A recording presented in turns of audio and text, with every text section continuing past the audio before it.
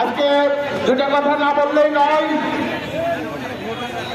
এই রাজনীতি করতে এসে ভাই হারিয়েছি, এই রাজনীতি করতে এসে পা হারিয়েছি, এই রাজনীতি করতে এসে জনগণের সাথে লেগেছি।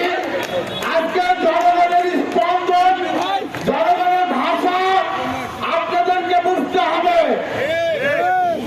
সংগ্রামী সাথে আমাদের সেন্ট্রালের লিডারদেরকে বলতে চাই, আজকে দেখবেন এটা জনগণের চাওয়া, জনগণের চাওয়া, আমাদের জনগণের জনাব জাগালিয়া কিনতে হবে।